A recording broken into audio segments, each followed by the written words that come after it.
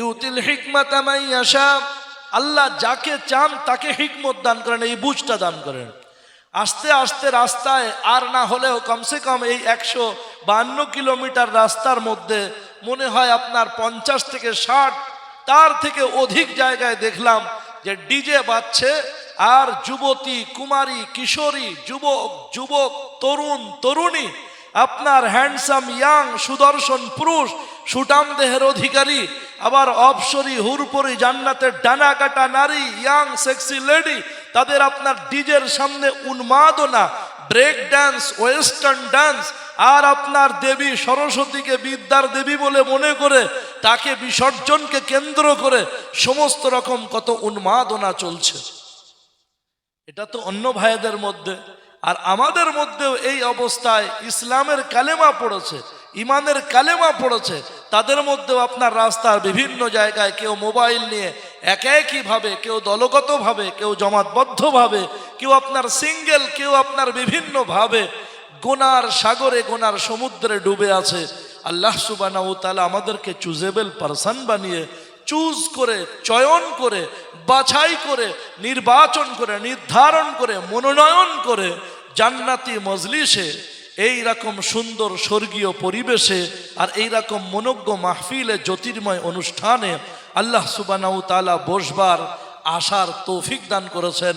এজন্যে আল্লাহ বলছেন ফাকিউ ওয়া মান ইউতাল হিকমাতা ফাকাদ উতিয়া খায়রান কাসীরা, যাকে এই বুঝটা দিয়ে দেওয়া হলো তাকে পর্যাপ্ত পরিমাণে কল্যাণ আমি আল্লাহ সুবহানাহু দান করলাম, হিউজ পরিমাণে আল্লাহ সুবহানাহু তাআলা তাকে ভার্চু, তাকে কল্যাণ দান করলেন। এটা আল্লাহর ঘোষণা।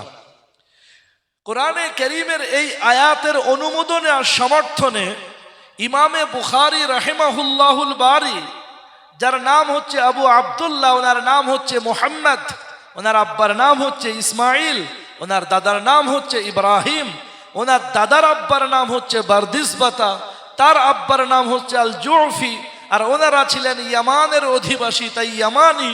আর ইমাম বুখারী বুখারা, বর্তমান কাজাকিস্তানের একটা শহর, খোরাসানের একটা নগর বুখারা, ওই বুখারার শহরে উনি জন্মগ্রহণ করেন।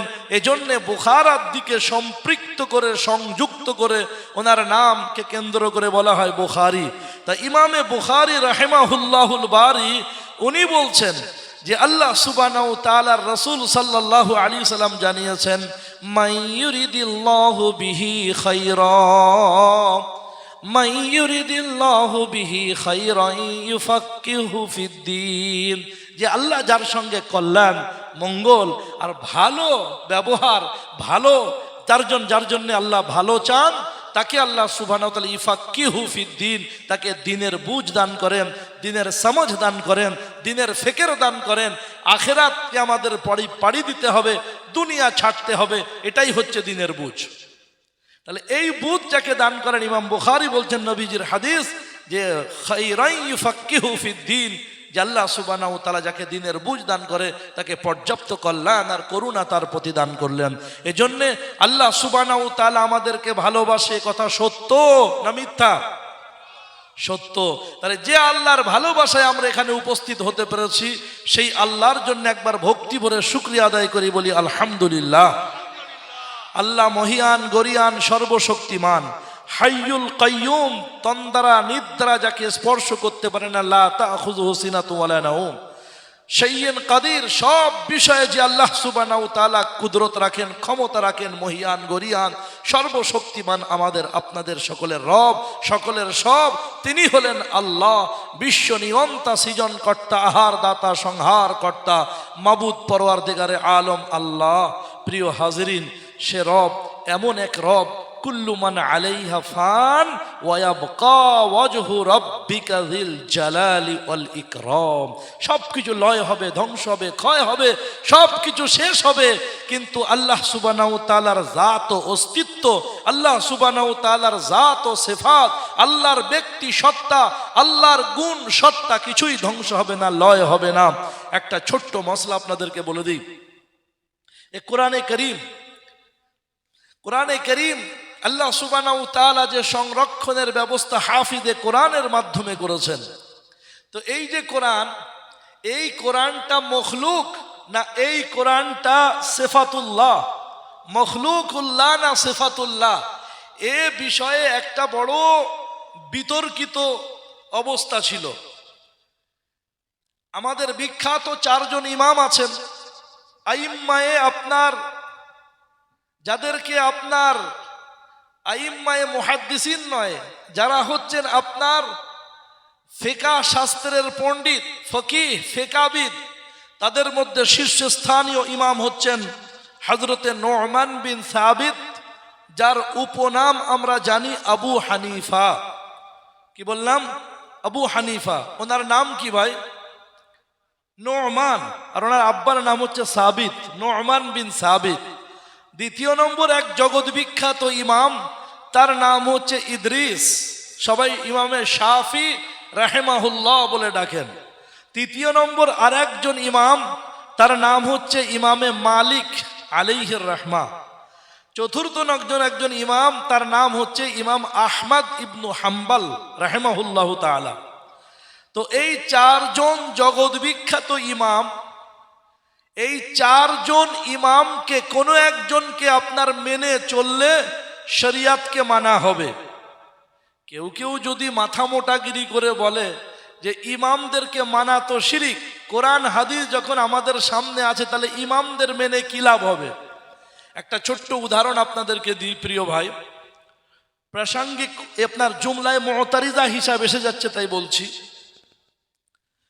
কথা হচ্ছে যে আমাদের স্ত্রীরা, আমাদের বাড়ির মহিলারা, অন্তঃপুরের নারীরা যারা সুসংগতভাবে সংসার করেন, যারা সুসজ্জিতভাবে সুশৃঙ্খলতার সঙ্গে সংসার করেন, উড়ো উড়ো মন নয়, মোবাইলে সময় দেন না, পরকিয়া করেন না, স্বামী ছেড়ে অন্য কাউকে হ্যালো হাই সালাম কালাম করেন না, তো যারা সুন্দরভাবে স্বচ্ছতার সঙ্গে সাবলীলতার সঙ্গে সংসার করেন, আমাদের বাড়ির অন্তঃপুরের নারীরা, আমাদের মায়ের, আমাদের বোনের, আমাদের স্ত্রীরা, তাদেরকে দেখবেন একটা বড় শোকে, সেই শোকে যে আমাদের জিনিসপত্র জামা কাপড়গুলো গুছিয়ে রেখেছেন, শীতের সামগ্রী, শীতের পোশাকগুলো একটা জায়গায়, ছেলেদেরটা একটা আপনার থাকে বা খোপে, মেয়েদেরটা একটা খোপে রেখে দেয় কি রেখে দেয় না, পাজামা পাঞ্জাবি একটা দিকে, কোট স্যুট শার্ট বুট সেটা একটা দিকে।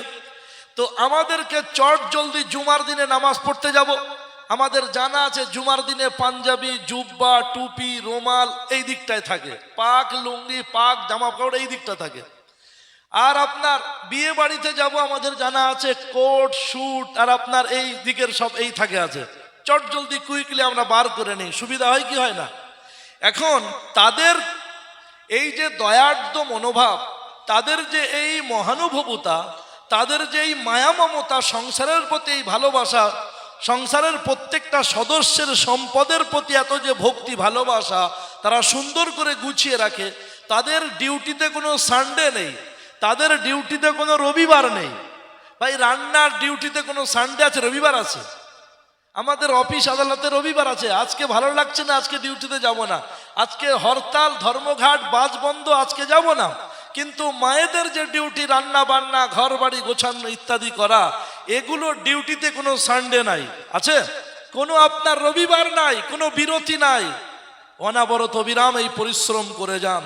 কিন্তু তথাপিও আমাদের পুরুষ ভাইয়ের মধ্যে কিছু চণ্ডাল, কিছু কসাই, কিছু নরপিশাচ, কিছু পাষণ্ড, কিছু আপনার হৃদয়হীন, কিন্তু আপনার নিষ্ঠুর নির্মম কিছু পুরুষ এমন আছে যে সামান্য ত্রুটিতে তাকে আপনার তুচ্ছ তাচ্ছিল্য হেয় প্রতিপন্ন আর মা মাতুল তুলে গালিগালাজ করতেও আপনার কুণ্ঠাবোধ করে না। এইরকম পুরুষকে নবী বড় ঘৃণা করেন, নবীজি বড় লানত করেন, অভিশাপ করেন এইরকম পুরুষকে। আল্লাহ সুবহানাহু ওয়া তাআলা প্রত্যেককে আমাদের স্ত্রীদের কাছে আমাদের ভালো, আপনার নেক, সৎ এবং ভালো ক্যারেক্টারের, ভালো চরিত্রের পুরুষ হওয়ার তৌফিক দান করুন, বলি আল্লাহুম্মা আমিন। তো দেখেন আমাদের স্ত্রীরা কতটা কাজ করে, কতটা তারা গুণগ্রাহী মান দেয়, কতটা তারা আমাদের সংসারকে ভালোবেসে শ্রদ্ধা করে, সাজিয়ে রাখে। আমরা তখনই বুঝতে পারি যখন আমাদের স্ত্রীরা 2-4 দিন অসুস্থ হয়, কিংবা বাবার বাড়িতে কিংবা কোথাও 2-4 দিন চলে যায়। এর সাহেব তখন আপনার এখানকার সামান ওখানে, বুটটা পাঞ্জাবির জায়গায়, পাঞ্জাবিটা এখানে এখানে এলোমেলো হয়ে 3 দিনের মধ্যে সংসারের অগোছালো একেবারে বাজে বিশ্রী অবস্থা। 3-4 দিনের পরে ঘন ঘন ফোন করে, কি গো তুমি কবে আসবে, কখন ফিরবে? আমি আমার জামা খুঁজে পাচ্ছি না, টুপিটা খুঁজে পাচ্ছি না, পাগড়ি খুঁজে পাচ্ছি না, আর আবার রুমালটা কোথায় রেখেছে তাও পাচ্ছি না। তাহলে এরা যে সাজিয়ে গুছিয়ে রাখে এটা নিতে সুবিধা হয় না, হয় না? অথচ সব কিছু ঘরের মধ্যে আছে, আর অগোছালো থাকলে সুবিধা হয় না, নিতে গোছালো থাকলে সুবিধা হয়। এই বিষয়টা বুঝতে পারলেন হ্যাঁ কি না? এবারে বোঝেন, কোরআনে আপনার সূরা ফাতিহা থেকে আলহামদুলিল্লাহ রাব্বিল আলামিন at first starting sentence of the holy Quran, কোরআনের প্রথম বাক্য আলহামদুলিল্লাহ রাব্বিল আলামিন, আর শেষ মিনাল জিন্নাতি ওয়ান নাস at last sentence of the holy Quran, পবিত্র কোরআনের শেষ বাক্য। তাহলে এই আলহামদুলিল্লাহ রাব্বিল আলামিন থেকে আর মিনাল জিন্নাতি ওয়ান নাস পর্যন্ত 6666টা আয়াত, 3,22,678টা অক্ষর, 570টি রুকু, আর আপনার 30টা পারা, 114টা সূরা। এই সূরার মধ্যে, এই পারাগুলোর মধ্যে, আর এই অক্ষরগুলোর মধ্যে, আর এই 6666টা আয়াতের মধ্যে ইনক্লুডিং একেবারে কমপ্লিট কোড অফ লাইফ, সম্পূর্ণ জীবন বিধানের সমস্ত বিধি বিধানগুলো আছে। মায়ের পেট থেকে নিয়ে কবরের পেট পর্যন্ত, রান্নাঘর থেকে নিয়ে পার্লামেন্ট হাউস পর্যন্ত, সাংসারিক, সামাজিক, রাজনৈতিক, পারিবারিক, স্বরাষ্ট্র পররাষ্ট্র নীতি, সমস্ত নীতিতে সব মাসলা মাসাইল এর মধ্যে আছে। কিন্তু কোথায় কোনটা কতটুকু অংশ আছে, এগুলো আমাদের জন্য সুবিধা কেমন করে হয়? ইমামে আবু হানিফা রাহমাতুল্লাহ আলাইহির একটা বড় সংসার আছে। ইমামে আবু হানিফা রাহমাতুল্লাহ আলাইহি একটা হালালের থাকা করলেন, আর একটা হারামের থাকা করলেন, একটা ওয়াজিব, একটা ফরজ, একটা নফল, একটা সুন্নতে মুআক্কাদা, একটা সুন্নতে গায়র মুআক্কাদা। তো সুন্নতে মুআক্কাদা, সুন্নতে গায়র মুআক্কাদা, তার নিচে নফল, তার নিচে মুবাহ, তার উপরে আপনার ওয়াজিব, তার উপরে ফরজ, আর একটা সাইডে হারাম, তার নিচে মাকরুহ তাহরিমি, তার নিচে মাকরুহ তানজিহি। এইভাবে থাকে থাকে থাকে সাজিয়ে দিয়েছেন। তাহলে এই থাকা থেকে যদি হালাল বাছাই করে নি, তাহলে কোরআনকে এবং নবীকে, আল্লাহকে ফলো করা হবে না, হবে না? তাহলে তারা আমাদের সুবিধার্থে সাজিয়ে দিয়েছেন, তারা আমাদের সামনে কোরআনের মসলাকে ফ্লেক্সিবল করে দিয়েছেন। একটা বিষয় দেখুন, কেউ যদি আপনার আগে কোনো কিতাব পড়ে যান, আর সেই কিতাবের মোস্ট ইম্পর্ট্যান্ট বিষয়গুলো যদি হাইলাইট দিয়ে আন্ডারলাইন করে দেন, তাহলে পরবর্তীতে যে আসবে তাকে পড়তে সুবিধা হবে না, হবে না?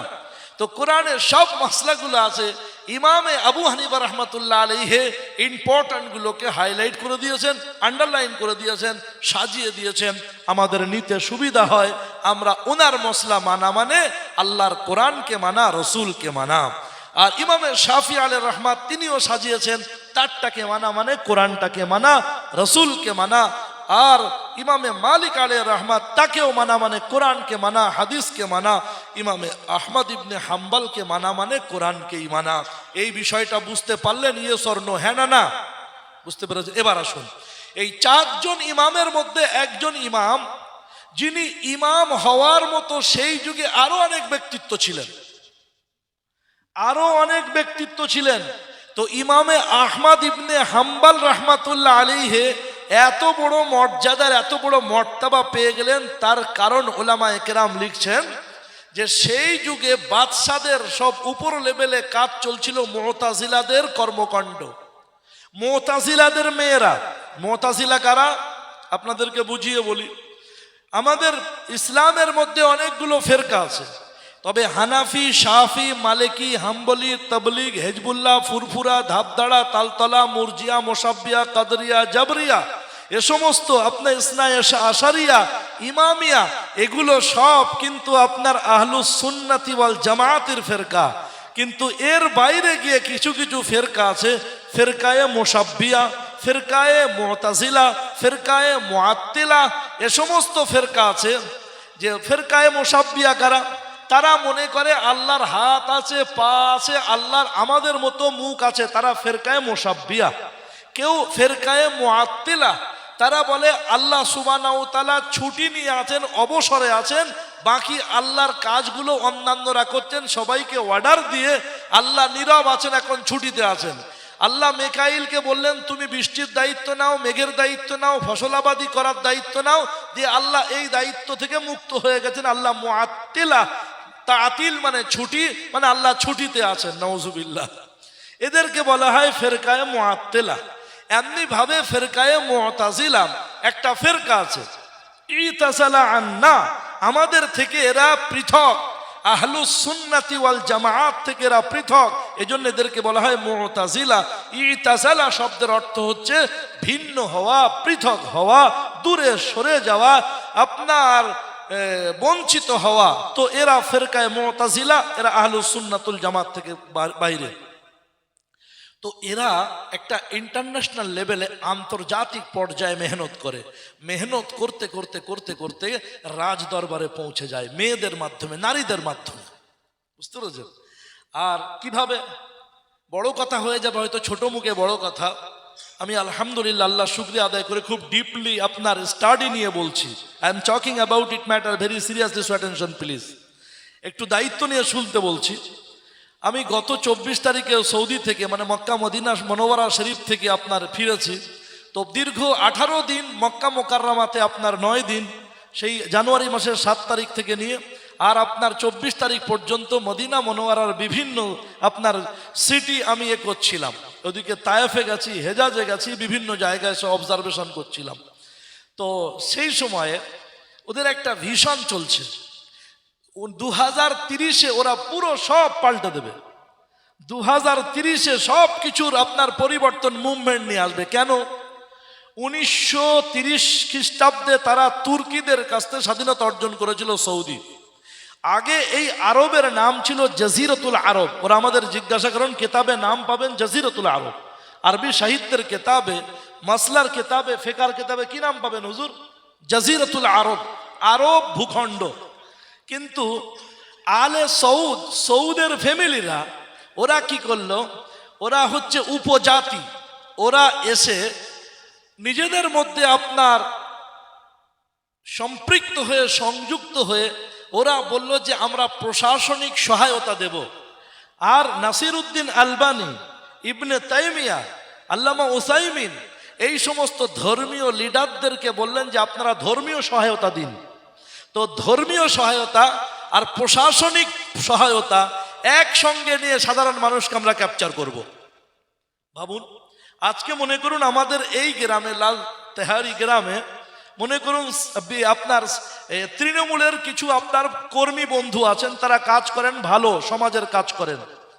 তো আর মসজিদের ইমাম সাহেব আছেন, মানসার হুজুররা আছেন, এলাকার বিশিষ্ট বরেণ্য আপনার আলেম ওলামা আছেন। তো এলাকার বরেণ্য আলেম ওলামাদেরকে যদি তৃণমূলের নেতা বন্ধুরা বলেন যে আমরা সমাজে কাজ করছি সেবামূলক, আপনারাও সেবামূলক কাজ করুন, আমরা সমাজের বেকারত্ব রাখবো না, আমরা এই সমাজকে চেঞ্জ করে দেবো, সমাজ পাল্টে দেব, তাহলে উভয় মিলে যদি একসঙ্গে কিছু কাজ করবার চেষ্টা করে তো কাজটা দ্রুত হবে না, হবে না? তো এনারা কি করলেন? এনারা চাইলেন, এই আলে সৌদ, সৌদের ফ্যামিলি পরিবার, এনারা চাইলেন যে আমরা প্রশাসনিক সহায়তা দেব। আর ধর্মীয় গুরুদেরকে বললেন যে আপনারা ধর্মীয় সহায়তা দিন। এনারা মসজিদে মসলা দিলেন, মাদ্রাসায় ফতোয়া দিলেন, মক্তবে আপনার মাসলা শোনালেন যে এই এই কাজগুলো করতে হবে। আর ওই ওই কাজগুলো করার জন্য ওনারা আপনার প্রশাসনিক সহায়তা দিলেন। যে ইম্প্যাক্ট হয়ে তুর্কিকে তাড়িয়ে দিয়ে তুর্কিদের কাছ থেকে ওরা দেশ দখল করলো। বুঝলেন? এই দখল করার পরে আল্লাহর কুদরতার করুণা হলো, লিকুইড গোল্ড, তরল সোনা, পেট্রোলের সন্ধান পেয়ে গেল। পাওয়ার পরে একসঙ্গে দুই দিকে চতুর্দিকে উন্নতি হয়ে আলে সৌদ কি করলেন? ওই দেশের নাম পাল্টে দিয়ে এখন জাজিরাতুল আরবের পরিবর্তে সৌদি আরব করলেন, সৌদি আরব করলেন। এবারে প্রিয় হাজিরিন, কিন্তু অবস্থা তো জটিল হলো। ফয়সাল, শাহ ফয়সাল, তারপরে তার আব্বা, তারপরে তার সন্তানেরা আসছিল আমাদের ভারতবর্ষে। শাহ ফয়সাল সাহেবের সন্তান, উনি এসেছিলেন আপনার এক সময় বেনারসে। তো বেনারসে আসার চিত্র এই ছিল যে ওনার সামনে যেন কোনো দেব দেবীর কোনো মূর্তির পিকচার আর ছবি না পড়ে, এজন্য পুরো রোডটাকে ওই আপনার সাদা কাপড় দিয়ে ক্লোজ করে দেওয়া হয়েছিল যেন কোনো পিকচার ওনার চোখেতে না পড়ে। কথা বুঝছেন? কিন্তু আজকের আরবের ওই মক্কা এবং মদিনা মনোবরা শরীফ, হারামাইন শরীফাইন, দুটো মসজিদের এলাকাগুলোকে মার্কাজিয়া বলে। কেউ হজে গেলে, ওমরা গেলে জিজ্ঞাসা করবেন, ভাই মার্কাজিয়ার মধ্যে রাখবেন না মার্কাজিয়ার বাইরে রাখবেন? তো মার্কাজিয়ার ভিতরে সব বড় বড় আপনার ভিআইপি আর 7 স্টার 5 স্টার হোটেল, আর মার্কাজিয়ার বাইরে সব নর্মাল হোটেল। তো মার্কাজিয়ার ভিতরে এমন কোনো একটা হোটেল আপনি দেখাতে পারবেন না রিসেপশনে যেখানে আপনার আলে সৌদ, বাদশাহ সৌদের, বাদশাহ ফয়সালের, বাদশাহ সালমানের, আর আপনার বাদশাহ আব্দুল আজিজের, আর আপনার বাদশাহ আব্দুল্লাহ আর বাদশাহ মোহাম্মদের ছবি আপনি পাবেন না। কথা বোঝাতে পারলাম? প্রিয় হাজরিন, সেখানে অনেক রকম অনেক কিছু হচ্ছে। এইটা হচ্ছে কিসের জন্য জানেন? এটা হচ্ছে এই জন্যে যে ওদের ফ্যামিলিগুলোতে যে সমস্ত নারীরা ঢুকে পড়েছে, ওই সমস্ত নারীরা হচ্ছে বিদেশি কালচারে, আপনার তারা বিদেশি সংস্কৃতিতে, তারা আমেরিকার সংস্কৃতিতে তারা অভ্যস্ত। এ পর্যন্ত বুঝে নেন। তো এইরকম একটা সময়ে যেখানে ওই বাদশারা মুতাজিলাদের নারীদের মাধ্যমে প্রভাবিত হয়ে বাদশাদের সমস্ত ফ্যামিলিরা, বাদশারা সবাই মুতাজিলা হয়ে গিয়েছিলেন। মুতাজিলা হওয়ার পরে তারা বলেছিল কোরআনটা হচ্ছে খলকুল্লাহ, কোরআন হচ্ছে আল্লাহর মখলুক। একটা মোস্ট ইম্পর্টেন্ট ভেরি আপনার খুব সিরিয়াসলি মশলা বলছি, ভালো করে শোনেন। যদি বুঝতে পারেন ইনশাল্লাহ বিরাট বড় জিনিস আপনারা বুঝে গেলেন। সম্মানীয় সুধী সুপ্রিয় উপস্থিতি, তো মুতাজিলারা বাদশারা বলতে লাগলেন যে আল্লাহর কোরআনটা এটা হলো খলকুল্লাহ। আর সেই যুগের একমাত্র একজন ইমাম, ইমামে আহমদ ইবনে হাম্বল, উনি বললেন আল্লাহর কোরআন এটা হচ্ছে সিফাতুল্লাহ। খলকুল্লাহ এন্ড সিফাতুল্লাহ, between the difference like the sky and earth, আসমান এবং জমিনের ডিস্টেন্স। কিরকম? ভাই, এ মাইকটা আল্লাহ বানিয়েছেন, এ মাইকটা আমাকে আপনারা সবাই পাহাড় পর্বত, সূর্য, চন্দ্র, গ্রহ, নক্ষত্র, আকাশ, গাছ গাছালি, পাক পাখালি, তরুলতা, বৃক্ষ যা কিছু আছে এগুলোর স্রষ্টা কে? আল্লাহ। তাহলে আল্লাহ হলেন স্রষ্টা, ক্রিয়েটার, আর এইগুলো সব হচ্ছে সৃষ্টি। তাহলে সমস্ত সব সৃষ্টি ধ্বংস হবে না? হবে না? কিন্তু আল্লাহ ক্রিয়েটার ধ্বংস হবেন? হবেন না।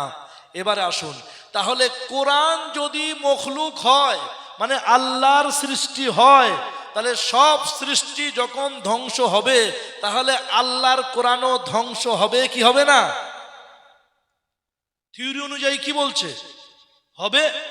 মুতাজিলারা, বাদশার আমর্ত্য বর্গরা, বাদশার আপনার সিআইবিরা, বাদশার ডিআইবিরা, বাদশার আপনার সিআইডিরা, বাদশার আপনার আইপিএস অফিসাররা, বাদশার ডব্লিউবিএসএস অফিসাররা, বাদশার আপনার বিডিওরা, বাদশার বিএলআররা সবাই মিলে যখন বলছেন কোরআন হচ্ছে খলকুল্লাহ, মখলুক, তার মানে ধ্বংস হবে। সব মখলুক যেমন ধ্বংস হবে, কোরআনও ধ্বংস হবে। আর একজন আলিমে দ্বীন তিনি বলছেন কোরআন হচ্ছে সিফাতুল্লাহ। আল্লাহর যেমন লয় নেই, ক্ষয় নেই, ধ্বংস নেই, আর কোরআন হচ্ছে আল্লাহর সিফাত। সুতরাং কোরআনও আল্লাহর লয়, ক্ষয়, ধ্বংস যেমন আল্লাহর গুণ হবে না, সিফাতও হবে না। তো কোরআন হচ্ছে আল্লাহর গুণ, কোরআন হচ্ছে আল্লাহর সিফাত। আল্লাহ যেমন লয়, ক্ষয়, ধ্বংস হবেন না, কোরআনও তেমন ধ্বংস হবে না। তাহলে এটা বাদশাদের মতবাদের পক্ষে গেল না বিপক্ষে গেল? বিপক্ষে গেল। তো এই বাদশাদের মতবাদ, বাদশাদের কথার বিপক্ষে যাওয়ার কারণে আপনার তাকে জেলখানায় বন্দি করা হয়েছিল, তাকে অ্যারেস্ট করা হয়েছিল, তাকে জেলখানায় চাবুক দিয়ে পেটাই করা হতো। ইমামে আহমদ ইবনে হাম্বল রাহমাতুল্লাহ আলাইহির সঙ্গে যারা জেলে ছিলেন তারা বলছেন ইমামে আহমদকে এতভাবে চরমভাবে মারা হয়েছিল, যদি হাতির উপরে এইভাবে বেত্রাঘাত করা হতো চাবুক দিয়ে মারা হতো তো একটা হাতি সে মনে হয় মারা যেত, কিন্তু আল্লাহর তৌফিকে ইমামে আহমদ ইবনে হাম্বল বেঁচে ছিলেন। সেই যুগের বড় বড় আলিমরা তারা বাদশার মারের ভয়ে, চাবুকের ভয়ে মুখ খোলেননি, জবানে তালা লাগিয়েছিলেন, কুলুপ লাগিয়েছিলেন, ভয়ে কথা বলেননি এ বিষয়ে। তো হযরত ইমামে আহমদ ইবনে হাম্বল সবর করলেন, কোরআনের জন্য দাঁড়িয়ে গেলেন আর বললেন এটা হলো আল্লাহর কালাম, সিফাতুল্লাহ, এটা ধ্বংস হবে না, এটা খলকুল্লাহ নয়। তো এইটা বলার কারণে, চাবুক খাওয়ার কারণে, মার খাওয়ার কারণে, জেলে যাওয়ার কারণে, কোরআনের জন্য উনি আপনার নিজেকে বিলিয়ে দেওয়ার কারণে আল্লাহ সুবহানাহু তাআলা চারজন বিশিষ্ট ইমামের মধ্যে ওনাকেও একজন বিশিষ্টতম ইমাম বানিয়ে গোটা বিশ্বে চার ইমামের চার মাযহাব চালিয়েছেন আল্লাহ সুবহানাহু তাআলা। ইমামে আহমদ ইবনে হাম্বল রাহমাতুল্লাহ আলাইহিকে এই কোরআনের জন্যে, এই কোরআনের খিদমতে, কোরআনের পক্ষে, বাদশার বিপক্ষে দাঁড়িয়ে যাওয়ার কারণে আল্লাহ সুবহানাহু তাআলা তাকে ইমামের মর্যাদা দিয়েছেন। বলুন আলহামদুলিল্লাহ। আপনারা আমরা আজকে যে কোরআনের জন্য এখানে বসেছি, ইনশাআল্লাহ আল্লাহ সুবহানাহু তাআলা দুনিয়াতে সম্মান দেবেন এবং আখিরাতে জান্নাতের ঠিকানা দিয়ে আমাদের আখিরাতে জান্নাতের বাসস্থান দেবেন। বলুন আলহামদুলিল্লাহ। শুধু উপস্থিতি আমার, তো আয়াত পড়ছিলাম, কার প্রশংসা করব আমরা? আল্লাহর। আল্লাহ বলছেন কুল্লু মান আলাইহা ফান ওয়া ইয়াবকা ওয়াজহু রাব্বিকা যুল وَيَبْقَى وَجْهُ رَبِّكَ ذِي الْجَلَالِ وَالْإِكْرَامِ। সব ধ্বংস হবে, কিন্তু যেটা টিকে থাকবে সেটা হচ্ছে আল্লাহর জাত ও সত্তা, আল্লাহর পবিত্র চেহারা, আল্লাহ সুবহানাহু তাআলার গুণ, আল্লাহ সুবহানাহু তাআলার সত্তা। এটা চির অক্ষয়, চির অম্লান, চির আপনার অবিনশ্বর, এটা কখনো আপনার ধ্বংস হবে না। এই আল্লাহ সুবহানাহু তাআলা তিনি বলছেন আমি আল্লাহ কখনো ধ্বংস হব না। প্রিয় হাজরিন, সেই আল্লাহ সুবহানাহু তাআলার দরবারে আরেকবার শুকরিয়া আদায় করি, বলি আলহামদুলিল্লাহ। আল্লাহ সুবহানাহু তাআলা এদিকে আপনাদের, এটা তো পশ্চিম মেদিনীপুর, আর আপনাদের পাশে আপনাদেরই জেলার পার্শ্ববর্তী জেলা সেটা হচ্ছে পূর্ব মেদিনীপুর। পূর্ব মেদিনীপুরের সীমান্ত কুকড়াহাটি, আর আপনার ওই দিকটায়, ওই দিকের পানি হচ্ছে আপনার মিষ্টি পানি, আর ওই যে সাগর, ওই যে আপনার নদী, ওই নদীর আর একটা প্রান্তে রয়েছে ডায়মন্ড হারবার, দক্ষিণ 24 পরগনা, ওই দিকের পানি হচ্ছে লবণাক্ত পানি। আপনাদের মেদিনীপুরের নদীর পাশে, নদের পাশে আপনার ওই পানিতে চাষাবাদ হয়। ডায়মন্ড হারবার ওই দিকে বিরান ভূমি, মাঠ পড়ে আছে, ক্ষেত পড়ে আছে, ভুঁই পড়ে আছে বিঘের পর বিঘা, কিন্তু সেখানে চাষাবাদ নাই, ওটা হচ্ছে লবণাক্ত পানি। এই দুটো পানির মাঝখানে ভেসাল পার হতে গিয়ে দেখবেন একটা সবুজ পানি, একটা আপনার সাদা মতো পানি, আর একটা আপনার বিভিন্ন রং বেরঙের পানি। আর এই দুটো পানির মাঝখানে কোনোটা লবণাক্ত পানি, কোনোটা আপনার মিষ্ট পানি, Sweety water and salty water. আল্লাহ বলছেন এই লবণাক্ত পানি, এই সল্টি ওয়াটার আর এই মিষ্ট পানি, Sweety water, between the difference, দুটোর মধ্যে পার্থক্য বিভেদ করার জন্য একটা সূক্ষ্ম প্রাচীর রয়েছে। পানির মধ্যে পানি পাক খায়, ঘুরপাক খায়, কিন্তু একটা পানি আর একটা পানির সঙ্গে মিশে না। এই যে পর্দা কে করলেন নির্মাণ? আল্লাহ বলছেন মারাজাল বাহরাইনি ইয়ালতাকিয়ান বাইনাহুমা বারযাখুল লা ইয়াবগিয়ান ফাবিআইয়ি আলাই রাব্বিকুমা তুকাযযিবান। লবণাক্ত পানি আর মিষ্টি পানির মধ্যে যে পর্দা, এই পর্দা ভেদ করে লবণাক্ত পানি মিষ্টি পানির মধ্যে অনুপ্রবেশ করে না, আবার মিষ্টি পানি লবণাক্ত পানির মধ্যে ঢুকতে পারে না। এই পর্দা বলো বলো কে করলেন নির্মাণ? এ পর্দা যার দান তিনি হলেন মেহেরবান, নাম তার রহমান। আর রহমান আল্লামাল কুরআন খালাকাল ইনসান আল্লামাহুল বায়ান। আল্লাহ বললেন আমি যে মেহেরবান তার প্রথম নম্বর প্রমাণ আমি তোমাদেরকে দিলাম আল কোরআন আর বানালাম তোমাদের ইনসান।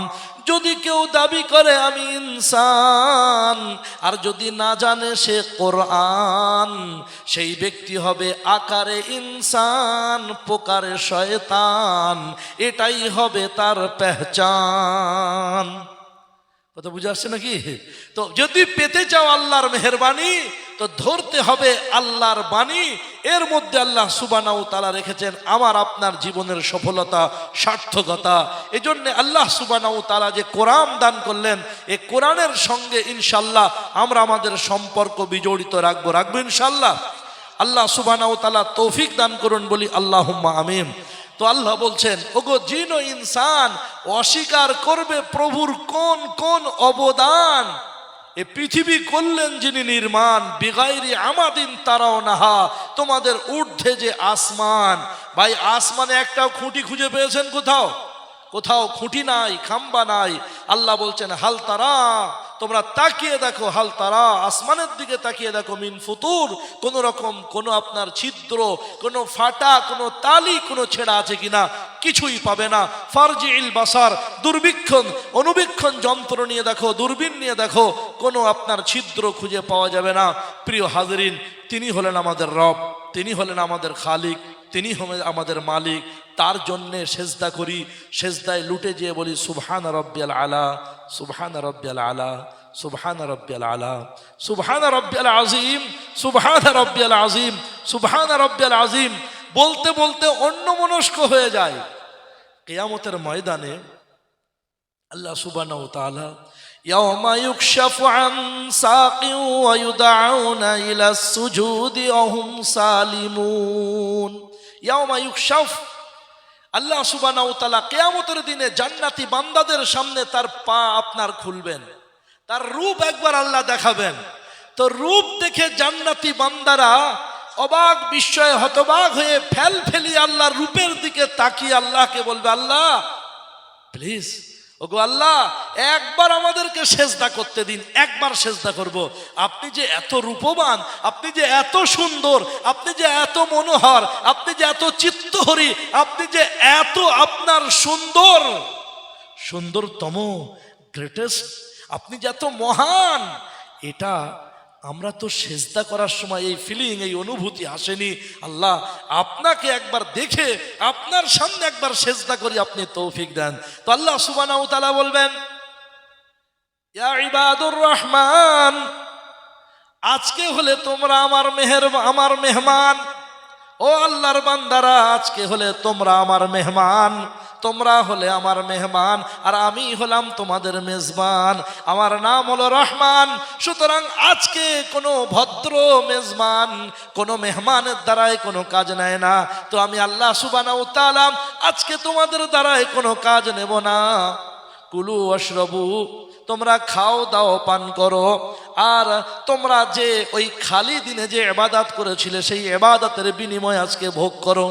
সুতরাং প্রিয় হাজরিন, ফিল আইয়ামিল খালিয়া, আজকের যে এই রাত জেগে, আজকের যে সময় দিয়ে আমরা আল্লাহর জন্য আল্লাহর মহাব্বতে বসে আছি, ইনশাআল্লাহ এর প্রেজেন্টেশন, এর প্রাইজ, এর গিফট, এর পুরস্কার আল্লাহর পক্ষ থেকে ইনশাআল্লাহ পাওয়া যাবে। এ বিশ্বাস রাখেন না? রাখেন না?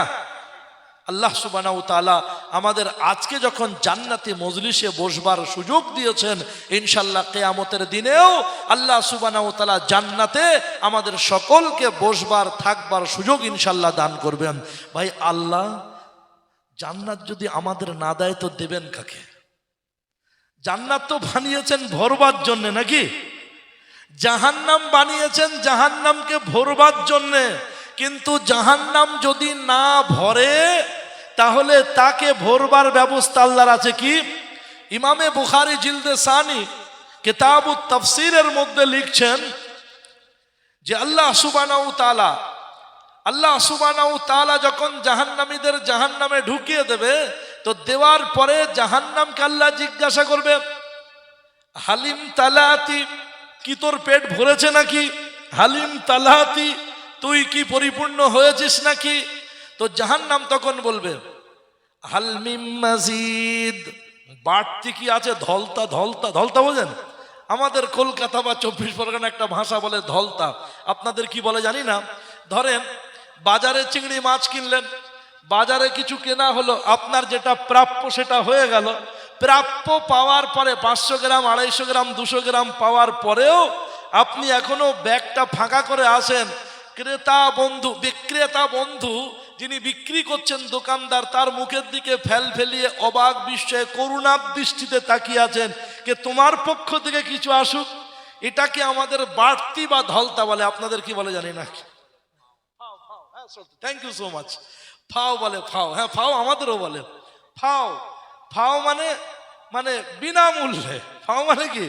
এতক্ষণ যা দিলে মূল্য দ্বারাই অদল বদল হলো, তাই না? পাল্টা পাল্টি হলো, চেঞ্জিং হলো। আমি পয়সা দেবো 500 গ্রাম চিংড়ি মাছের 50 টাকা, আর তুমি 500 গ্রাম চিংড়ি মাছ 50 টাকার বিনিময়ে দিলে। এবারে ফাও বাড়তি, উইদাউট কোনো আপনার বিনিময়ে, এই বিনিময় ছাড়া কিছু দেওয়া, এটার নাম হচ্ছে, হুজুর বলছেন ফাও, আমাদের বলে ধলতা বা বাড়তি। তো যাই হোক, তো জাহান্নাম তখন বলবে আল্লাহ হিসাব নিকাশ তো চুকে গেছে, কিন্তু ফাও ধলতা হালিম তালাতি, আল্লাহ বলবেন ভরেছিস? তাও বলবে হাল মিম মাজিদ, মানে বাড়তি, মজিদ, জিয়াদা কিছু আছে? তো আল্লাহ সুবহানাহু ওয়া তাআলা, ইয়াদাউল্লাহু রাব্বু তাবারাক ওয়া তাআলা রিজলাহুল ইসরা, আল্লাহ সুবহানাহু ওয়া তাআলা তার কুদরতির বাঁ পা জাহান্নামের উপরে রেখে দেবে। তো রাখার সঙ্গে সঙ্গে জাহান্নাম বলবে কাত কাত কাত, আল্লাহ ভরে গেছি ভরে গেছি, আল্লাহ ভরে গেছি, আর দরকার নাই। তো জাহান্নামে ঘাটতি পড়লে ভরবার জন্য আল্লাহর কুদরতি পা আছে, অথচ জাহান্নামের সংখ্যা কম।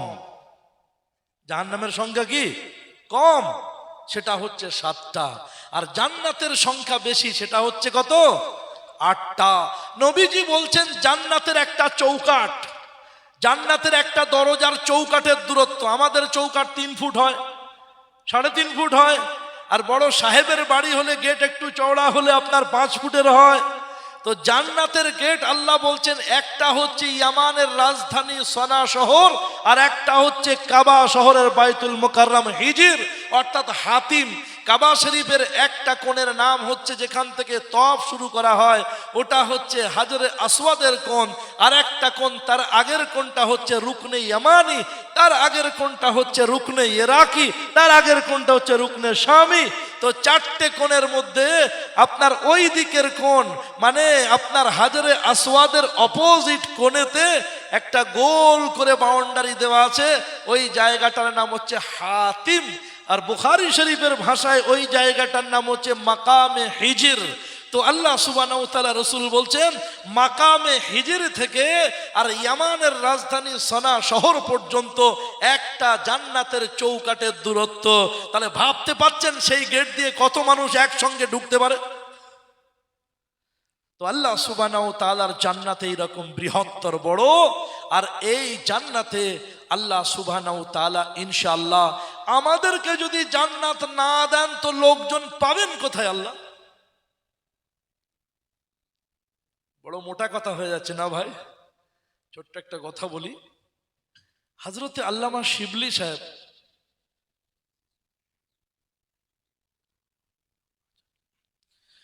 আল্লামা শিবলি সাহেব রহমাতুল্লাহ আলাইহি,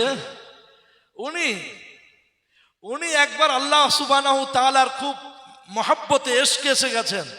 তো আল্লাহ সুবহানাহু ওয়া তাআলার ইশক আর মহব্বতের সম্পর্কের কাছাকাছি গিয়ে আল্লাহ সুবহানাহু ওয়া তাআলা ওনাকে বলছেন, আল্লামা শিবলি শোনো, তোমার ভিতরে যে গন্দেগি খারাপি আছে, এই খারাপিটা যদি লোকের কাছে জানিয়ে দিই তাহলে লোক তোমাকে কেউ সালাম দেবে না, সম্মান করা তো দূরের কথা, তোমার দিকে কেউ চোখ তুলে একবার তাকাবেও না। আল্লামা শিবলি, জি আল্লামা শিবলিও ফরমে ছিলেন। তো আল্লামা শিবলি আল্লাহকে বলছেন, আল্লাহ, যে আপনি যে কত বড় মেহেরবান আর কত বড় রহমান, আর আপনি যে কত বড় দয়াবান, এটাকে আমি যদি বিশ্ববাসীর কাছে জানিয়ে দিই তাহলে বিশ্ববাসী আপনাকে আর কেউ সেজদা করবে না। তো আপনি যদি আমার ব্যাপারটা জানিয়ে দেন, আমি আপনার ব্যাপারটা জানিয়ে দেব। এটা যেমন তেমন কথা নয় ভাই, এ হুজুর সম্মানীয় মানুষ, আমি যদি মজলিসে হুজুরের দাড়ি ধরে নিই, হুজুরের সেন্টিমেন্টে লেগে যাবে। হ্যাঁ, স্টেজে আমার দাড়ি ধরে ফেললো, একেবারে ইস্পার উস্পার করে দেবে, লড়কে লেঙ্গে পাকিস্তান করে দেবে। দেবে কি দেবে না? কিন্তু হুজুরের যে আপনার 4 বছরের একটা নাতি আছে, 3 বছরের একটা পোতা আছে, ওরা দুজনে মিলে দাদুর দাড়িটা ধরে, নানুর দাড়িটা ধরে নাড়া দেয়। কেউ টুপি খুলে নেয়, কেউ বলছে তোমার দাড়ি আর রাখবো না, কেউ বলছে দাড়ি রেখে তুমি আমাদের এই দাওনি সেই দাওনি, উল্টো পাল্টা অনেক কিছু করে। করে কি করে না? কিন্তু হযরত তাদের ব্যাপারে কোনো অ্যাকশন নেয়, অ্যাকশন নেয় না। এই জন্য সব কথা সবার দ্বারাই সাজে না, আর সব কাজ সবাইকে মানায় না। প্রিয় হাজরিন, আল্লামা শিবলিকে আল্লাহ বললেন যে তুমি যে করছো এটা যদি জানিয়ে দিই তাহলে সালাম দেবে না। উনি বললেন আপনি এত বড় মেহেরবান, এটা লোককে জানিয়ে দিলে কেউ আপনাকে সেজদা করবে না, ফাও ফাও ধলতায় জান্নাত নেওয়ার চেষ্টা করবে। প্রিয় হাজরিন, anyhow come to the পয়েন্টের কথা আসা যাক। সময়ের স্বল্পতাকে সামনে রেখে অতি দ্রুত আপনাদেরকে বলি যে কথা বলছিলাম। তো আল্লাহ সুবহানাহু ওয়া তাআলা যিনি মেহেরবান, অতীব দয়াবান, ইনশাআল্লাহ তিনি হলেন আমাদের মেহেরবান রব, খালিক ও মালিক। তিনি এই বিশ্ব সমাজ ব্যবস্থার পরিবর্তনের জন্য দিনের কোরআন, আর আমরা বুকে ধারণ করব সেই কোরআন, করব ইনশাআল্লাহ। এই কোরআন যদি বুকে থাকে টেনশন নেওয়ার দরকার নেই ভাই, কোনো টেনশনের দরকার নেই। যাই করুক না, যে যাই করুক না, ইনশাআল্লাহ কেউ হেলাতে দুলাতে পারবে না। এ বর্তমান সময়ের ভারতবর্ষ আর এর সঙ্গে মিলিত আফগানিস্তান, পাকিস্তান, বাংলাদেশ, নেপাল, ভুটান, শ্রীলঙ্কা, মায়ানমার, এত বৃহত্তর অবিভক্ত এই বিরাট ভূখণ্ড ভারত ভূখণ্ড। এই ভারত ভূখণ্ডের একমাত্র একচ্ছত্র অধিপতি, একমাত্র সম্রাট ছিলেন হযরত আওরঙ্গজেব রাহমাতুল্লাহ আলাইহি, যিনি একজন তাহাজ্জুদ গুজার, তিনি পাক্কা সাচ্চা একজন আলিমে দ্বীন ছিলেন। তাহলে এত বড় বৃহত্তর ভারতবর্ষের যিনি সম্রাট, তিনি হচ্ছেন আলিমে দ্বীন। তার কাছে এই বিরাট বৃহত্তর দেশ পরিচালনার জন্য একটা সংবিধান, কনস্টিটিউশন বুক, একটা সংবিধানের কিতাব আছে। ওই কিতাবটার নাম হচ্ছে কোরআনে কারীম। এই কোরআনে কারীম দিয়ে এইরকম অবিভক্ত বৃহত্তর ভারতবর্ষকে পরিচালনা হয়েছে। স্পেনের বুকে 800 বছর ধরে কোরআন দিয়ে, আল্লাহর কোরআন দিয়ে গোটা স্পেনকে পরিচালনা করা হয়েছে, আফ্রিকাকে পরিচালনা করা হয়েছে, এই বিরাট ভূখণ্ড আরব দুনিয়াকে পরিচালনা করা হয়েছে। সেই যুগে তাদের কাছে কোরআন ছিল, তাদের ঈমান সংরক্ষিত ছিল, জান মাল আবরু ইজ্জত সব কিছু সংরক্ষিত ছিল। আজকে আমরা মুসলমান কোরআন ছেড়েছি, কোরআন ভুলেছি, কোরআনের সঙ্গে সম্পর্কে দূরত্ব নিয়ে এসেছি, যার কারণে আজকে আমাদের উপরে মুসিবত, অত্যাচার, স্টিমরুলার লাগছে। অন্যান্য কান্ট্রিগুলো বুকে হাত দিয়ে ভাবুন, জাপান, জার্মান, ইউরোপ কান্ট্রিগুলো, আমেরিকার বিভিন্ন দেশগুলো, তারা মাটির তলায় খুঁড়ে খনন করে, মাটির তলায় রিসার্চ করে খনন করে কেউ ব্রোঞ্জের খনি পাচ্ছে, কেউ তামার খনি খুঁজে পাচ্ছে, কেউ আপনার পিচ, কেউ কয়লা, কেউ আকরিক লোহার খনি খুঁজে পাচ্ছে। আর সৌদি আরব লিকুইড গোল্ড, তরল সোনা, পেট্রোলের সন্ধান পাচ্ছে, খুঁজে পাচ্ছে। দেশের জিডিপি হাই হচ্ছে, অর্থনৈতিক পরিকাঠামো ভালো হচ্ছে। আফগানিস্তান আপনার ব্রোঞ্জের খনি খুঁজে পাচ্ছে, তাদের দেশের জিডিপি হাই হচ্ছে, অর্থনৈতিক পরিকাঠামো ভালো হচ্ছে।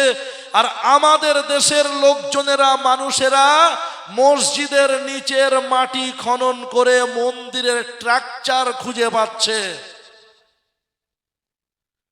কথা বুঝে আসছে না, আসছে না? তাহলে এদেশের আর্থিক উন্নতি, এদেশের আর্থিক আপনার বিষয়টা কোথায় যাবে ভাবতে পাচ্ছেন? আর আজকের আমাদের দুর্বলতা, আমাদের হীনতা, দৈনতা, আল্লাহর সঙ্গে সম্পর্কের দূরত্বের কারণে আজকে আমাদেরকে কোথায় পাঠানোর চিন্তা নেওয়া হচ্ছে, যেখানে আমরা যাওয়ার জন্য কোনোদিন কেউ পাসপোর্ট বানাই না। আমার জানা মতে কেউ পাকিস্তানে যাওয়ার জন্য ভারতের লোক পাসপোর্ট বানিয়েছে বলে তো মনে হয় না। পাকিস্তানে যাওয়ার জন্য ভিসার জন্য অ্যাপ্লাই করেছে বলে তো এমবেসিতে আমার জানা মতে তো আমার মনে পড়ে না। কথা বুঝছেন? আমাদের দেশের 70-72 টাকা আর তাদের দেশের আপনার আমরা সৌদি আরবকে 23 টাকা দিলে সৌদি আরব আমাদেরকে 1 রিয়াল দেয়, আর পাকিস্তানের বন্ধুরা 72-73 টাকা দিলে সৌদি আরব 1 রিয়াল দেয়। সুতরাং সম্মানীয় সুপ্রিয় উপস্থিতি, তো আমরা যেখানে যাওয়ার জন্য কখনো পাসপোর্টও বানাই না, ভিসাও তৈরি করি না, সেখানে আমাদের পাঠানোর জন্য প্রেসার কিট করে, বলে এদেশ ছেড়ে চলে যেতে হবে পাকিস্তান। কিন্তু আমরা বিনয়ের সঙ্গে বলি যে আমাদেরকে দেশ ছাড়া করে যদি আপনারা শান্তিতে থাকতে চান আর শান্তিতে থাকার মতো এরাদা ইচ্ছা করেন, তাহলে দয়া করে আমরা যে দেশে যাওয়ার জন্য পাসপোর্ট বানাই সেটা হচ্ছে নবীর দেশ মক্কা শরীফ, যে দেশে যাওয়ার জন্য ভিসা তৈরি করি সেটা হচ্ছে নবীর রওজা মোবারক মদিনা শরীফ। তাহলে আমাদেরকে যদি বিদেশে পাঠিয়ে স্বস্তিতে শান্তিতে থাকবেন বলে মনে করেন, তাহলে আরবের সঙ্গে যোগাযোগ করে ওখানকার সিটিজেনশিপ নিয়ে ওখানকার নাগরিকত্ব নিয়ে আমাদের ওখানে পাঠিয়ে দেন, আমাদের আপত্তি থাকবে না। প্রিয় হাজিরিন, সম্মানীয় সুপ্রিয় উপস্থিতি আমার, এজন্য অত্যন্ত বিনয়ের সঙ্গে বলছি, সময় বেশি আমি বাড়াবো না, মিনতি করব ইনশাল্লাহ, কোরআনকে বুকে রাখবো। আল্লামা ইকবাল রহমাতুল্লাহ আলাইহির একটা ছোট্ট কবিতা দিয়ে বক্তব্য শেষ করছি। হযরত বললেন, ও তো মুআজ্জাজ থে জমানা মে সাহিবে কোরা হোকর, ও তো মুআজ্জাজ থে জমানা মে সাহিবে কোরা হোকর, হাম জলিল ও খার হুয়ে হ্যায় তারিকে কোরা হোকর। তারা সমাজে, তারা যুগে, তারা পৃথিবীতে ইজ্জতের আসনে ছিলেন, কোরআনকে বুকে আঁকড়ে নিয়ে কোরআনওয়ালা হয়ে, আর আজকে আমরা বেইজ্জতি, অপমান, জিল্লত, আজকে আমরা উপেক্ষিত, অনুন্নত, বঞ্চিত, লাঞ্ছিত, অবহেলিত, পদদলিত, কোরআনকে ছেড়ে দেওয়ার কারণে। এজন্য আল্লামা ইকবাল রহমাতুল্লাহ আলাইহি, উনি আপনার একজন পিএইচডি করা ব্যক্তিত্ব, উনি স্পেন সফর থেকে ফিরে এসে উনি আপনার বললেন যে আমি যদি স্পেনে না যেতাম, স্পেনে না গেলে ভারতবর্ষের মাদ্রাসার অবদানকে বুঝতে পারতাম না, মাদ্রাসার আলেম ওলামার অবদানকে আমি বুঝতে পারতাম না। ভাই, স্পেনে 800 বছর মুসলমানরা রাজত্ব করেছেন, কিন্তু রাজত্ব করার পরে সাহাবী তাবেঈনদের যুগে একজন স্পেনীয় সম্রাট, একজন স্পেনীয় আপনার প্রেসিডেন্ট, স্পেনের একজন দিনদার তাবেঈন, তিনি তার একটা আপনার অবজারভেশন নিলেন, তিনি তার একটা রিপোর্ট নিলেন, তিনি তার একটা এলাকার বায়োডাটা নিলেন, তিনি আপনার একটা জরিপ নিলেন তার দেশের। নিতে গিয়ে উনি ভাবলেন যে আমার দেশের মাদ্রাসায় কত ছেলেরা হাফেজ হচ্ছে, এটা তো মাদ্রাসায় কাউন্টিং করে জানতে পারবো, কিন্তু বাড়ির ভিতরে মেয়েদের মধ্যে কতটুকু কোরআনের চর্চা আছে এটা জানতে পারবো কিভাবে? এর জন্য উনি একটা চতুরতার সঙ্গে কাজ নিলেন। উনি বললেন, আমার একটা ছেলে বিবাহের যোগ্য আছে, ওই ছেলেটাকে আমি বিয়ে দেব, আমি দেখব আমার দেশে সব থেকে ভালো হাফেজা কে আছে, তার সঙ্গে আমি আমার মেয়ে ছেলেকে বিয়ে দেব। উনি ঘোষণা দিলেন যে আমার দেশের প্রত্যেকটা শহরে, প্রত্যেকটা নগরে, বন্দরে, গ্রামের প্রান্তরে প্রান্তরে, ঘরের অভ্যন্তরে, ভিতরে, অন্তপুরের মহিলারা যারা হাফিজে কোরআন আছে, যাদের বাড়িতে যতগুলো মেয়ে কোরআনের হাফেজা আছে, তারা একটা করে প্রদীপ বাতি বাড়ির সামনে জ্বালিয়ে দেবেন। আর রাতের বেলা আমার অবজারভার টিম তারা যাবে, যাওয়ার পরে কাউন্টিং করে আসবে যে কোন বাড়িতে কটা হাফেজায়ে কোরআনের হাফেজা মেয়ে আছে। যাদের বাড়িতে একটা হাফেজা তারা একটা প্রদীপ জ্বালাবে, যাদের বাড়িতে দুটো হাফেজা তারা দুজন হাফেজার জন্য দুটো প্রদীপ জ্বালাবে। এভাবে আমি 1 সপ্তাহের মধ্যে আমার অবজারভার টিম তাদেরকে অবজারভেশন করবে। এই বলে বাদশাহ তিনি তার ছেলের বিবাহ দেহার আপনার কেন্দ্র করে উনি দেশে দেখতে চাইলেন কতগুলো কোরআনের হাফেজা মহিলা আছে। তো দেখতে দেখতে দেখলেন উনি যে আমার দেশের প্রায় 1/3 মহিলা, 1/3 মহিলা, শতকরা 30 জন মহিলা, তারা আপনার কোরআনের হাফেজা আছে, বিবাহের যোগ্য পাত্রী যারা। আর তাছাড়া এমনি সব বয়সের মিলিয়ে শতকরা নারীদের মধ্যে আপনার 82% 82% নারী সবাই কোরআনের হাফেজা আছে, বলুন আলহামদুলিল্লাহ। সম্মানীয় সুধী, উনি দ্বিতীয় অ্যানাউন্সমেন্ট করলেন, ওনার কনভেনার, ওনার ঘোষক, ওনার এলানকারী বিজ্ঞপ্তিদাতারা বলে দিলেন যে আমাদের হযরত দেখলেন, বাদশা দেখলেন অনেকগুলো হাফেজায়ে কোরআন আছেন, কম্পিটিশন কিভাবে বুঝবেন? এবারে উনি দেখতে চান যে কোরআনের হাফেজ হওয়ার সাথে সাথে ইমামে মুহাম্মদ রাহমাতুল্লাহ আলাইহির লেখা কিতাব আল মাবসুত মসলার কিতাবের কারা হাফেজ আছে উনি দেখবেন। ওই তদন্ত নেওয়ার পরে বললেন যে যারা মাবসুত কিতাবের হাফেজা, মসলার কিতাবের হাফেজা, তারা দুটো প্রদীপ সামনে ডবল, একটা প্রদীপে ডবল বাতি দিয়ে জ্বালিয়ে দেবেন। একটা প্রদীপে ডবল সলতে দুটো আপনার বাতি দিয়ে জ্বালাবেন।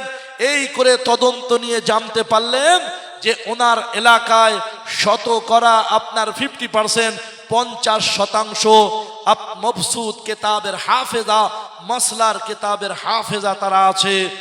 আপনার সেদিন থেকে রাজভবনে উনি পার্লামেন্ট ভবনে দাঁড়িয়ে বক্তব্য দিলেন যে আল্লাহর নবীর সাহাবীরা আল্লাহর নবীর দোয়া নিয়ে, আল্লাহর নবীর সাহাবীদের দেখনেওয়ালা তাবেঈনদের দেখনেওয়ালা অনুসরণকারী তাবেঈনরা, তারা নবীর দেওয়া যে পতাকা, আল্লাহর নবীর দেওয়া যে পতাকা তারা আমাদের স্পেনের বুকে রেখে গিয়েছে।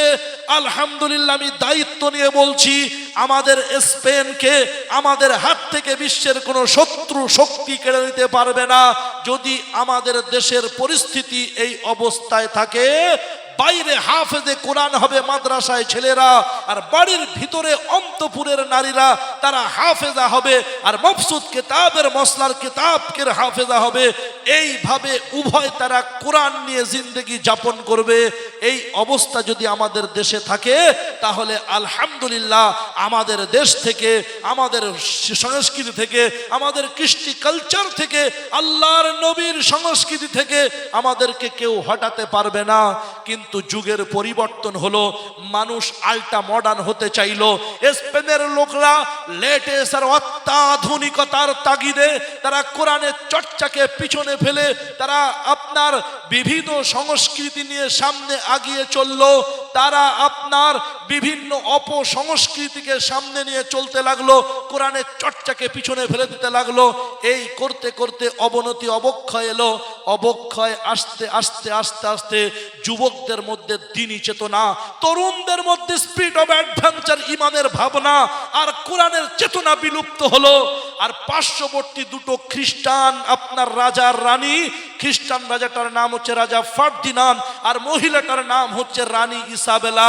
রানী ইসাবেলা আর রাজা ফার্দিনান্দ দুজনে মিলে ঘোষণা করলেন যে তোমরা তো শান্তিপ্রিয় যুবক, শান্তিপ্রিয় তরুণ, তোমরা অশান্তি করবে না। আমার সেনারা স্পেনে ঢুকবে, তারা কোনো ক্ষতি করবে না।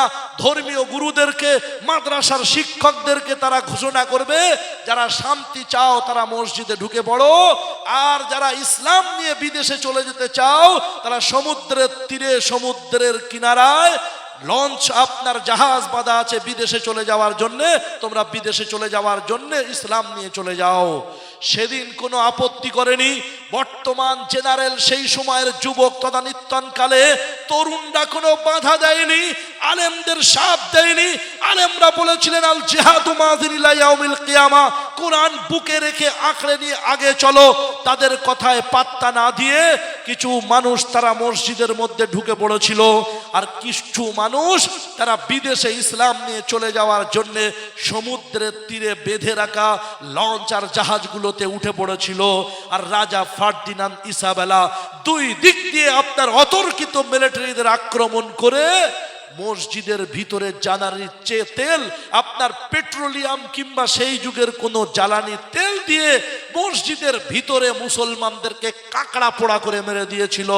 সেদিনটা ছিল 1419 খ্রিস্টাব্দের 1 এপ্রিল। আর যারা বিদেশে চলে যাওয়ার জন্য জাহাজে চেপে সমুদ্রের তীরে গিয়ে উঠেছিল, তাদেরকে মাঝ দরিয়ায় জাহাজ ফুটো করে, জাহাজ ছিদ্র ক্ষুদ্র জাহাজগুলো দিয়ে মাঝ দরিয়ায় ডুবিয়ে সব কটাকে মেরে দিয়ে স্পেনের বুক থেকে কোরআন আর ঈমান, স্পেনের বুক থেকে মুসলমানকে নিশ্চিহ্নিত করে দেওয়া হয়েছিল। প্রিয় হাজরিন, দেওয়ার পরে বলেছিল এপ্রিল ফুল, মুসলমানকে বোকা বানিয়ে ফেললাম, মুসলমানকে বোকা বানিয়ে ফেললাম।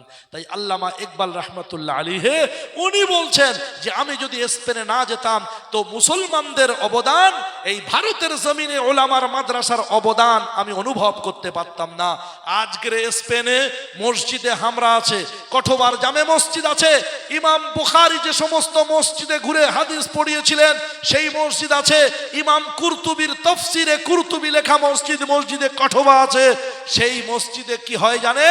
সেই মসজিদে ইমামের দাড়ি ঝোলানো আছে, সেই মসজিদে জুব্বা ঝোলানো আছে। ইমাম ক্লিন শেভ, শুটেড বুটেড হয়ে শুক্রবারের দিনে জুমার নামাজের আগে আসেন, আসার পরে ওখান থেকে দাড়িটা খাটানো দাড়ি লাগিয়ে নেন আর জুব্বা পরে নেন, পরার পরে জুমার দিনের বক্তব্য দিয়ে দুরাকাত নামাজ পড়ে চলে যান, দাড়ি খুলে ক্লিন সেভ হয়ে শুটেড বুটেড হয়ে চলে যান। আর মসজিদে আর অন্য কোনো ওয়াক্তের নামাজ হয় না। মসজিদগুলোকে যুবক যুবতী, তরুণ তরুণী, কিশোর কিশোরীরা অর্ধুলঙ্গ কিংবা আপনার স্কার্ট পরে কিংবা হট প্যান্ট পরে কিংবা শর্ট প্যান্ট শর্ট আপনার হট গেঞ্জি পরে তারা সেগুলোতে সেলফি নেয়। এই অবস্থা আপনার স্পেনের বুকে হয়েছে। অথচ স্পেনের বুকে 800 বছর মুসলমানরা কোরআনের তালিম দিয়েছে, মুসলমানরা রাজত্ব করেছে। আলেমদের সঙ্গে, মাদ্রাসার সঙ্গে, কোরআনের সঙ্গে আম জনতা পাবলিকের জোড় ছিল না, যার কারণে স্পেনের বুকে দুর্ভাগ্য, অভাগ্য, ভাগ্য বিড়ম্বনা, কপাল পড়া হয়েছে স্পেনের বাসীরা। তাই বিনতি করব ভাই, প্রিয় বন্ধুরা, লাল তেহেরি মাদ্রাসার সঙ্গে, কোরআনের সঙ্গে, কেশপুর মাদ্রাসার সঙ্গে, কোরআনের সঙ্গে, বিভিন্ন মাদ্রাসার সঙ্গে কোরআনের সঙ্গে সম্পর্ক থাকা মানে আল্লাহ সুবহানাহু ওয়া তাআলা আমাদের অস্তিত্বকে টিকিয়ে রাখবেন। নতুবা বড় খতরা চলছে, খতরনাক বিষয় চলছে। মসজিদ হাতছাড়া হবে, মারকাজ থাকবে না, মাদ্রাসা কেড়ে নেওয়ার পায়তারা চলছে। মাইয়াত নিয়ে কবর দেবেন কোথায়? কবরস্থানগুলো আপনার ওয়াকফ সংশোধনী বিলের আওতায় চলে গিয়ে কবরস্থানও লোপাট হয়ে যাচ্ছে। ফ্ল্যাট হবে, কমপ্লেক্স হবে, লাক্সারিয়াস বিল্ডিং তৈরি হবে, কার পার্কিং প্লাজা তৈরি হবে। আপনার মসজিদের বাউন্ডারির ভিতরে মিলিটারি ক্যাম্প তৈরি হবে। হজ ভবনে, নিউ টাউনে, সল্টলেকে, বইমেলার পুলিশদের থাকবার বন্দোবস্ত হয়েছে। এক বন্ধু লিখে পাঠিয়েছেন, সেখানে পুলিশেরা অজুখানায় পেশাব করছে, মদ পান করছে। এই জন্য প্রিয় হাজিরিন, যুবক বন্ধুরা, বিনয়ের সঙ্গে বলছি, আমরা ইনশাল্লাহ কোরআনের সঙ্গে মহব্বত করে ওলামাদের সঙ্গে থেকে আইন হাতে না নিয়ে বরং আইন সাথে নিয়ে আল্লাহর রহমতের পুঁজি করে বুকে কোরআনটা ধারণ করে ইনশাল্লাহ আল্লাহর কাছে দোয়া করতে করতে আমরা আমাদের ভবিষ্যতের ভাবনা ভাবতে ভাবতে কোরআনের সঙ্গে সম্পর্ক রাখবো ইনশাল্লাহ। আল্লাহ আমাদের সকলকে তৌফিক দান করুন, আল্লাহুম্মা আমিন। আর মাথা গরম করব না, মাথা গরম করে উত্তেজিত হয়ে চটজলদি কুইকলি ওলামাদের সিদ্ধান্ত ছাড়া নিজেরা কোনো সিদ্ধান্ত নেব না। মাথা গরম করবেন তো মরবেন। লাস্ট অ্যান্ড ফাইনাল বক্তব্য শেষ, দোয়া হবে ইনশাল্লাহ। যারা দূরে আছেন কাছে চলে আসেন। দাঁড়িয়ে দাঁড়িয়ে দোয়া ভালো লাগে না, আল্লাহর কাছে চাইতে হয় তো একটু মিনতি করতে হয়। হাঁটু কেড়ে বসে আল্লাহর কাছে মিনতি করে চাইবেন ইনশাল্লাহ। আসেন, অর্ধরাত্রি অতিক্রান্ত হওয়ার পথে আল্লাহ সুবহানাহু ওয়া তাআলার কাছে দোয়া মাংবো। আসেন, আল্লাহ কবুল করবে ইনশাআল্লাহ। প্রিয় ভাই, 12টা 1 হয়ে গেছে, ইনশাআল্লাহ এখনই দোয়া শুরু হবে। খালি জায়গা পূরণ করে না, আল্লাহর কাছে মিনতি করে আমরা দোয়া করব। যুবক বন্ধুরা আসেন, আমাদের অনেক কিছুর অভাব আছে, অনেক কিছুর প্রয়োজন আছে, আমাদের আল্লাহর কাছে বলতে হবে ইনশাআল্লাহ। আল্লাহ এমন এক খালিক, এমন এক দাতা, তিনি না চাইলে নারাজ হন, আর চাইলে আল্লাহ খুশি হয়ে দিয়ে দেন। আসেন ইনশাআল্লাহ চাইবো আল্লাহর কাছে। আপনারা দাঁড়িয়ে আছেন কেন? জায়গা পাচ্ছেন না ভাই? ভিতরে আসেন না, আসলে তো পজিশন, খাবার দাবার ব্যাপারেও ভালো পজিশন। আমার সামনে চলে আসেন, আসেন ভাইগুলো, আসেন, আগে আসেন, আসেন আসেন আসেন, আল্লাহ কবুল করুন সব। কি সুন্দর মজলিস, তরুণ ভাইয়ের, আসেন দোয়া করব। প্রিয় ভাই, বসে থাকলে, দাঁড়িয়ে থাকলে দোয়া হবে না কিন্তু। আসেন ভিতরে, আসেন, বসেন, সবাই সবাই বসলে দোয়া শুরু হবে। সবাইয়ের বসা কমপ্লিট হবে, তারপর দোয়া স্টার্ট হবে, ইনশাল্লাহ দোয়া শুরু হবে। আসেন ভাই, তো একটা ছোট্ট উদাহরণ, কর্মকার বন্ধু কামারশালায় গিয়েছেন, দেখেছেন না? তো কর্মকার বন্ধু কামারশালার ওই হাঁপড়ে হাওয়া দেন, দিয়ে কয়লাতে আগুন উৎপত্তি হয়, ওই কয়লার মধ্যে আগুনের মধ্যে কিছু লোহা উনি দেন, সেই লোহাটা কিছুক্ষণ থাকার পরে লোহার রং আকার অন্য ধারণ করে, করে কি করে না, একেবারে লাল রক্তিমা বর্ণের হয়ে যায়। একটা সাঁড়াশি দিয়ে কিংবা কোনো প্লাস জাতীয় কিছু দিয়ে ওই লোহাটা বার করেন,